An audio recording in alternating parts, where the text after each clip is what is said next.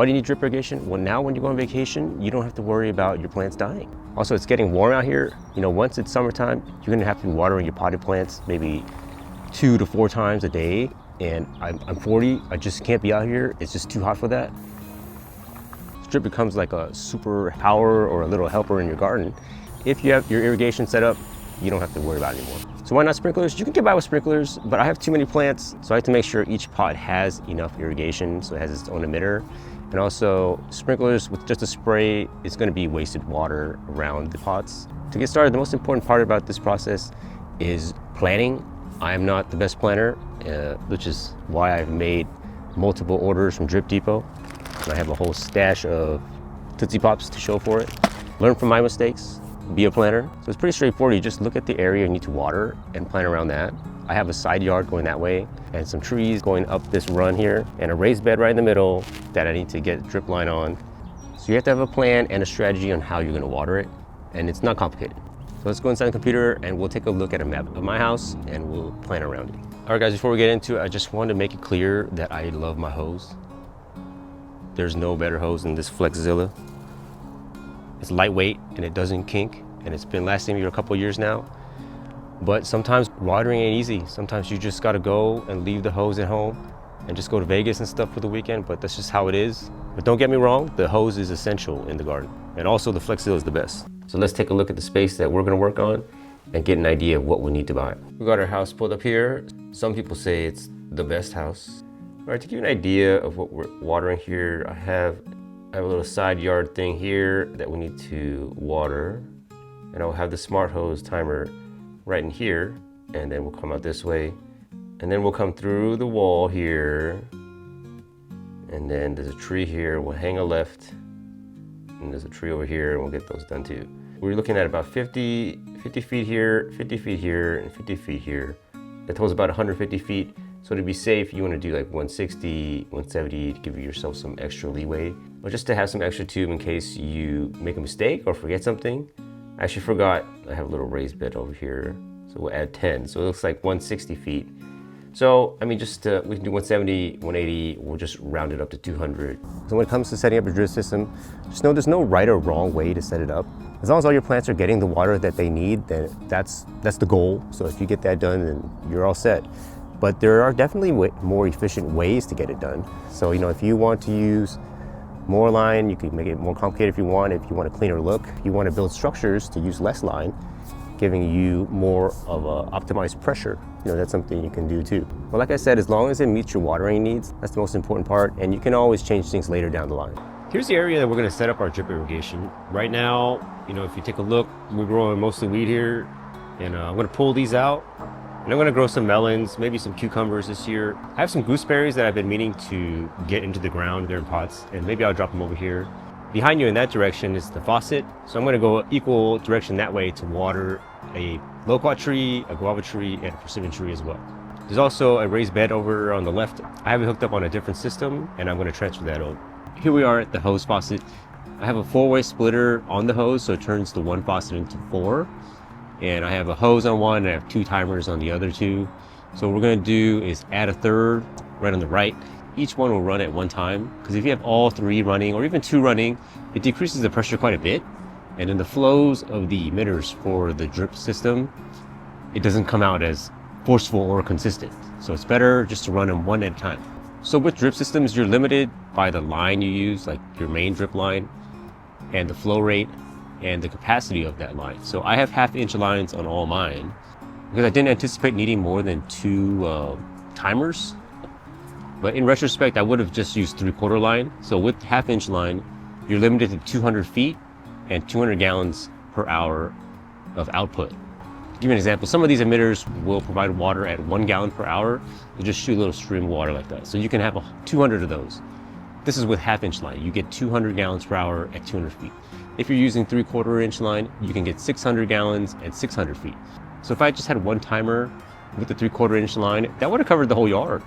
And in retrospect, I should have just done that. You know, there is a higher cost with 3/4-inch line, but I'm paying for 3 timers now. So that cost is offset by whatever extra materials or extra technology that I had to buy to make it work. What do you need? You probably don't have hundreds of plants. You might have hundreds of plants. You'll have to figure that out on your own. And that's why planning is so important though. So I went with the Rachio Smart Timer because I like the app and it did have good reviews. My only complaint with the app is when I hit start to send the signal to the timer to start the water, there's like a 1 or 2 second delay, and I don't think that's really avoidable, but I haven't tried any other apps or any other timers. Aside from that, it hasn't given me any issues. I have no complaints. You do need Wi-Fi to get it to work. So if you have, shoddy connection, then maybe it might not be the best for you, but it's worked out really well for me. All right, so let's crack open the Rachio host timer and we'll take a look at what we have inside. Here's the Wi-Fi hub. This is what controls the actual timer. So you just plug this in and it'll sync to your Wi-Fi, and we'll set that up later. Here's the timer. Basically another one of what I already have set up. This is the plug for the Wi-Fi hub. So how this works is this thing connects to your Wi-Fi and then you configure it with your app. You'll send a signal to the timer, which will basically just opens and closes the valve. It's simple, but that's basically how you can control your water, and being able to turn it off and on anywhere in the world is pretty helpful. So let's get this installed. Step one is to get the timer in. I did put batteries in. They take 2 AA batteries. And then make sure you don't go too crazy. Hand tighten is enough. And here we can test it out. So I would just, oh shoot. There you go. All right, now that the timer is on, put the vacuum breaker, unscrew this part so you can get in there. Next is the filter, pressure regulator. Last is the adapter, so 3/4 inch. This is a female head to a 1/2 inch strip line. I didn't tighten everything very tight. You just need to get it tight enough, and it's hard to tell, just don't go crazy on it. So let's check the flow now. Much more reasonable stream of water. So now we need to get the drip line in. 1/2 inch line to connect here, down to a T down there. One this way, and one run this way. So we're gonna talk about connecting your main line. So it's very simple. There's different components to help you change directions and do what you wanna do. The first one's an elbow. So basically allows you to connect the line this way and up this way. Or this way and this way, allows you to make turns. Here's a T, it allows you to add another line this way while continuing your run. This coupling is good to combine 2 lengths. So if you make a mistake or you wanna add on some more line later, it's good for that. Here's a coupling with the on-off valve. So this is good if you want to have area that you can turn on and off. So this will turn it off. And I use this kind of as an experiment area where I'll test different emitters and whatnot. And it's very important, it's the end cap. You just put it here. It has a tube to unscrew. And this makes flushing easier. And you just tighten that off. And that'll stop that portion of your run. With all these connections, you can do basically whatever you want. You can put a pot up on the side like that. If you're running out of space, you can run the lines up into your roof and you can grow a mango up there, or just to like troll your wife or something like that, so you can figure out. If you want, you can drill a hole through your wall and run the line through there to water your houseplants. I don't know if I do that, but that's definitely an option. So when it comes to tools for drip, there's not really much you need. You can use your pruners to cut the main line, or you can use one of these cutting tools. And these will give you cleaner cuts, which is much more satisfying, but your pruners are definitely fine. I've used that too when I'm just going around the yard. My favorite pruners are the ARS pruners for the value, so I'll put a link for that. If you're finding that your hands are slipping, I found the easy way to get a better grip is to use a dishwashing glove. This basically eliminates all kinds of slippage, so it makes jamming one of these things in very easy. I got to the end here. I don't know if I'm going to use this area to actually grow anything. So what I'm going to do is cut this off and then put an on-off valve and then run it all the way to the end and then put an end cap, and that'll be done for this side.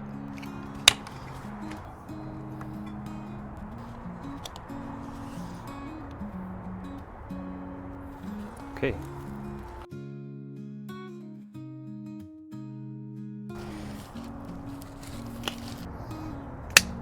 I got some hot water in my glove, and it's starting to slip, and it's raining outside.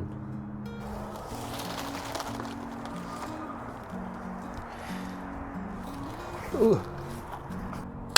I have this one currently already on a drip line, so what I'm going to do is cut here, and then put an end cap here, and then I'll cut the new line, and put another T through here, and then splice it that way.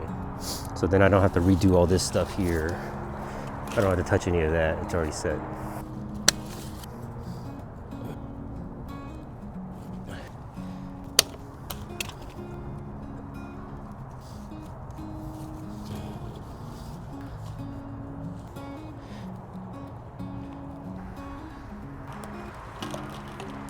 Okay, now I have this valve up here because I might want to irrigate on top later. And this goes all the way down to those trees over there. So let's run it and we'll see if we have any leaks.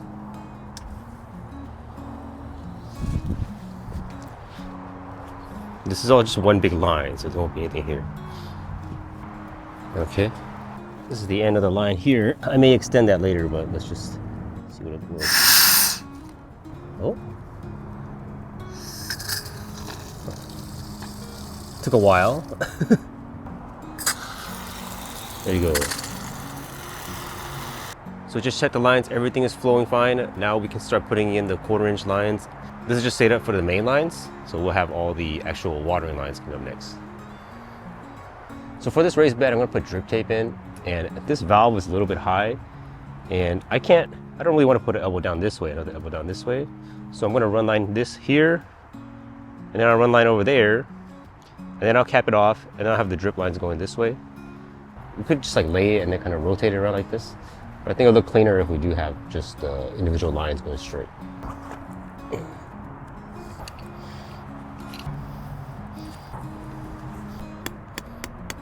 We're all set to get the drip lines down. Every 6 inches, these have an emitter that gives out 1/2 gallon of water. So I measured out, it's gonna have about 8 emitters to each line. And then I'll have about 5 lines.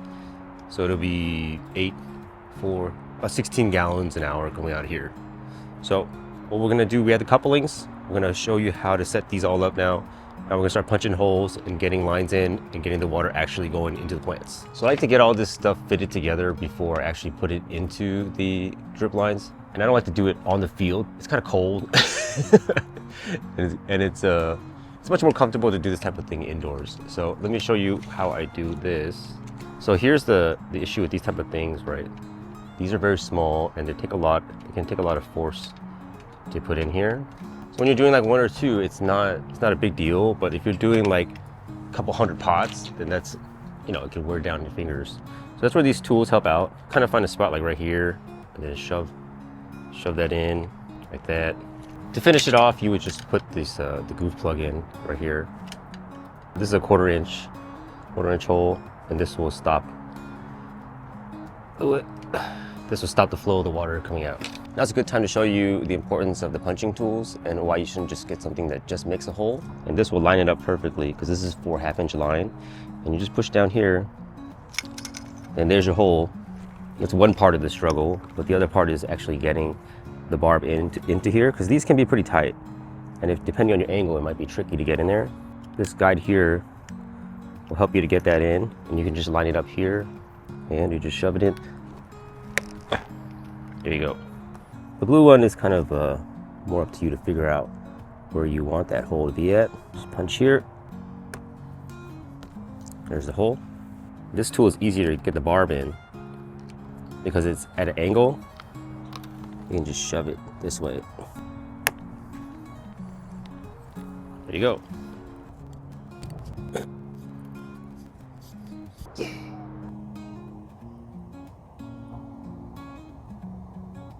We'll talk about different emitters. First one is button emitters. What these do is they'll drop the drip from here and they'll make a steady stream of water come out. So these are good for watering a very specific spot. They come in like 1/2 gallon, 1 gallon, 2 gallon, and more. I only go up to 2 gallon. And I use them basically like a 1 gallon pot, I'll use the 1/2 gallon. For 5 gallon pots, I use the 1 gallon. And then 15 gallon pots, I'm using 2 gallons. Watering needs differ for individual plants.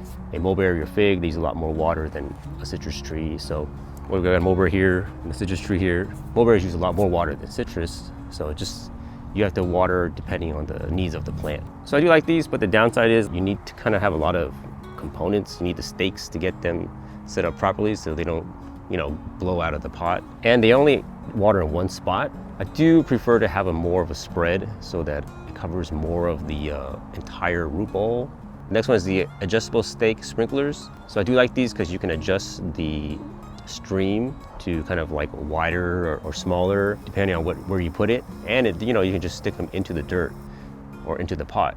You don't need to have an additional stake with it. And they even come with a coupling right here. So it makes the cost of the components needed to go down. But the issue is this is adjustable. The more variants there are, the more chances there are for failure. I haven't used it long enough. It's been about 4 months with no failures, so that's good. But I always prefer a design that's more simple, because simple things don't break like more complicated things. It's just the nature of it. But so far, these have been very good. I have them set up on basically all my bigger avocado trees. Next on the lineup is spot spitters. Spot spitters are a very simple design, and they have basically have a stake built into them. And they have this little bump to show you which direction the water will flow. So they're very intuitive. The downside is you need 1/8 inch line for this. Generally we just use 1/2 inch and 1/4 inch, but you'll need another size of line. That is basically the only downside. There's no moving parts or anything to go wrong. All you do is just stick them in here, and then the water will spray down into whatever pattern you bought. And then once you're done with them, or if you wanted to shut it off, you flip it backwards, and this end of the stake is basically an off switch. There's also things like a wing jet. This is what this is. It kind of just sprays out like, kind of like a sprinkler, but not like a rotary sprinkler, just like a blasting out. This one's $1.50, and I found these on Amazon it was like $10 for 150 of them. So I'm trying these out. So far they seem good, but longevity is always an issue. We don't know how long they'll last in the sun and all that. Here's a jet sprayer. I'm trying to figure out how to make like a misting system with this. But there's just tons of stuff out there. I even have a little rotary sprinkler, which is pretty cool. If you have like an orchard, maybe you can put it up high and then it can spray on top of the canopy when it's like super hot. Anything you can imagine, there's pretty much an emitter out there. I like the spray pattern of this green one. It does like a half circle. So I think we'll give that a shot. And I will kind of angle it a little bit downwards, because I like the way it gives a little bit of spread instead of just kind of a drip or a straight shot. And that'll allow me to use less emitters all the way down the line. So let's try that.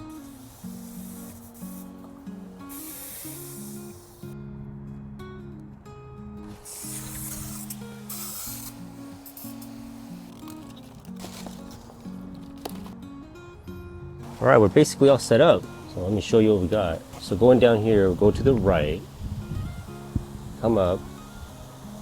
I should probably set something up here, but nothing's growing here right now, so I'm just gonna leave it alone. This green sprinkler here and here, which give pretty good coverage and a lot more water than I expected. So I just ended up doing the whole side with these. I don't know how long these will last. They're super cheap, but they do work quite well.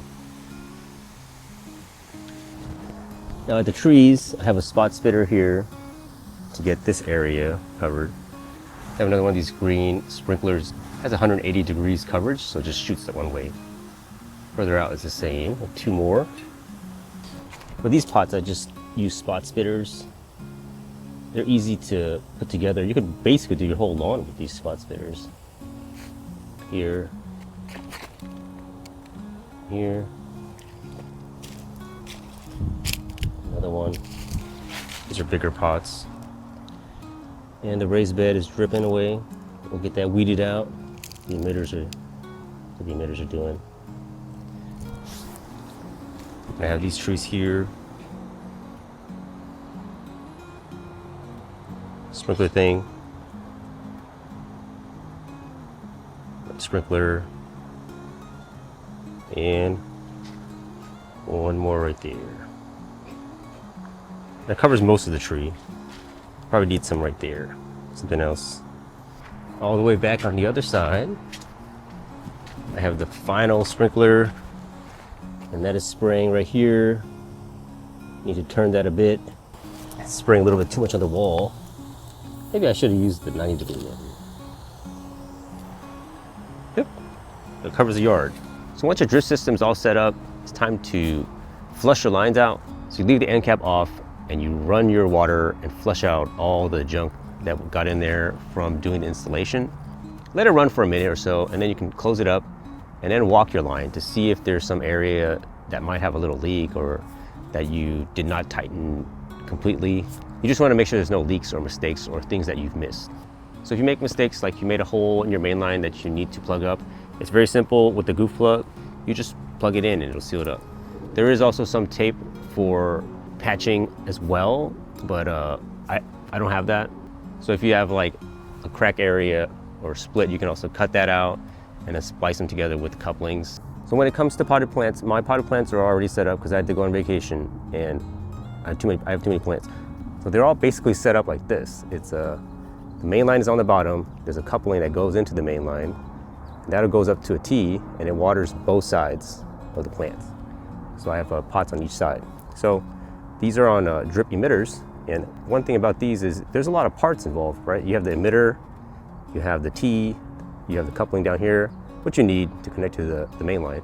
But you also have these stakes. These are a lot of parts that involve just to get water into 2 pots. A more efficient system would have been to have this elevated. Then I could have eliminated this whole section down here and just use the T down, water the 2 pots on each side just from this T right here. But I don't have time to build stuff. I had to go to Japan pretty quickly.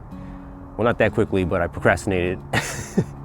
And also my order came in late for my timer. I didn't have that much time to experiment. And this would be the setup for like the 5-gallon pots and also the 1-gallon pots, but it's too tall. For like the 15 gallons, I just scaled up with different emitters. I use these like spike sprinklers. So these are adjustable for the flow rate and the direction. So the spread, that gave me a little more even coverage for the larger 15 gallons. And I use the same ones for 25 gallons as well. I had planned to use these spot spitters, but I did not have 1/8 inch line, which was a miscalculation for me. I didn't know, I thought they took 1/4 inch line. But these are easy because you can just plug this into your main line and just stick this into the pot. So that's a lot less components involved. And you can also control where the spray goes. And this is a 90-degree spray. They have 160 degrees and 360 degrees and all different kinds of flow rates. This is also a very useful emitter. And you have all different kinds of pots of different sizes and places, then you don't need to be too organized. You can just run longer line and just stick them in. It's gonna look a lot messier, in the garden, but it'll get it done, especially if you have a mishmash of pots. I spent a lot of time organizing before I went on vacation. It's better that way, so you get a lot more versatility on where you can place water with the spot spitters, because you just plug them in wherever you want. So we'll go back inside to set up the Smart Timer app. What I'm gonna do is download the app from the App Store. It's the Rachio Smart Timer or something. Or it's just Rachio. Okay, so that's downloaded. Let's open it up. Sure.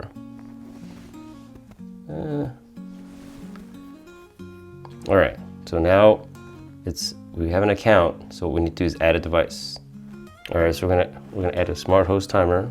And the address is right here. Yes, that's our address. Call this the crib. Okay, so now we need to find the Wi-Fi hub. So let's add it right here. All right, so now we need to go add the hub. And it is blinking yellow. But they're gonna want you to scan this.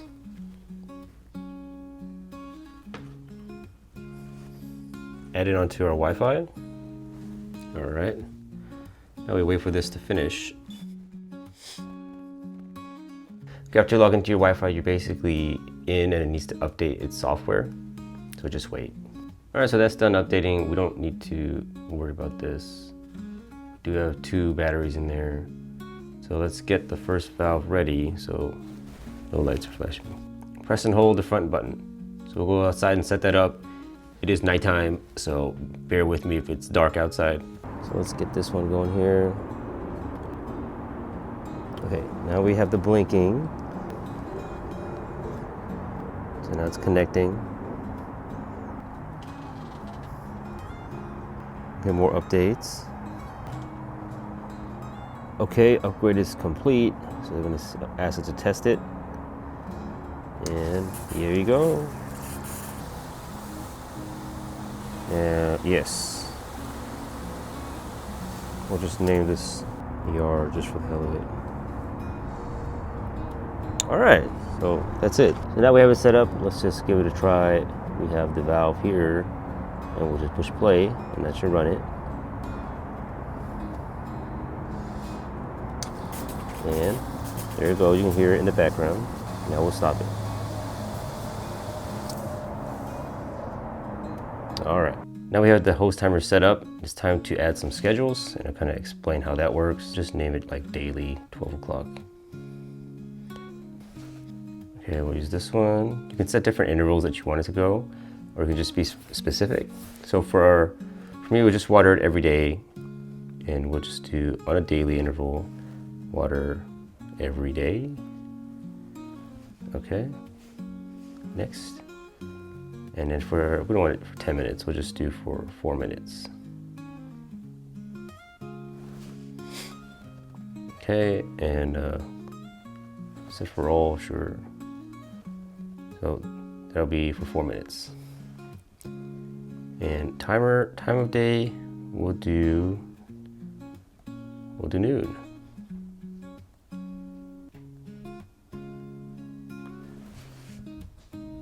So now it's just going to run like that every day. No, you just do this run forever. You can set the start date, we'll just do, I guess that's today. Skip the schedule when it rains, nah, it's water forever. And that'll finish, and that'll do it. So if you have 2 timers, you can set them to go at the same time, and it'll just be one after the other. So the total runtime would be like, if you have 5 minutes each, it'll be 5 minutes, and then 5 minutes, so total runtime will be 10 minutes. You won't lose pressure in your hose lines, and that'll keep the watering consistent on both of them. Oh, and then you can create as many schedules as you want. So right now we only have 1 at 12, but you can create one for like every 10 minutes if you want, or every 5 minutes. But I just kind of spread it out by the hours. So I'll do one earlier or later, depending on how hot it gets. And that's basically it for the app. So in terms of runtime for your timers, I do short intervals. Like I said, dirt in the ground cannot soak up water for more than about 4 to 5 minutes. After that, it's just gonna run off. You know, you see that on the streets when people water their lawns for like 15 minutes. All the water eventually just starts going the drain. So what I do is 4 minutes. 4 minutes for 1 hour is gonna be the maximum I water at a time, because it just takes that long for it to soak in, especially with a lot of clay at my yard. I just set up more intervals as it gets hotter. So for my pots, I have my main watering time at 11. And once it starts getting hotter, I add a 3 o'clock on. And if it gets past like 90, I add a 12 o'clock. And if we get to like 110, I'm gonna add 2 more, like 8 maybe, and 5 o'clock. The rate that plants use water is more parabolic than linear. They just, once it gets to 100, it gets out of control. And I also use mineral-based soils like I always talk about. So there's no chance for the soil to go anaerobic and to rot out my plants. So it really doesn't matter how much you water, but you're gonna lose nutrients in the pots because they get flushed out from the water, unfortunately. So we need to get that dosatron. So now that you have your magic watering system set up, you need some plants to water with. If you want to learn how to grow citrus like this, check out the video coming up. Rose gone wild, that's what they call me. I'm the man with a plan, growing naturally. From the dirt to the table, it's a beautiful sight. Yeah, it grows gone wild.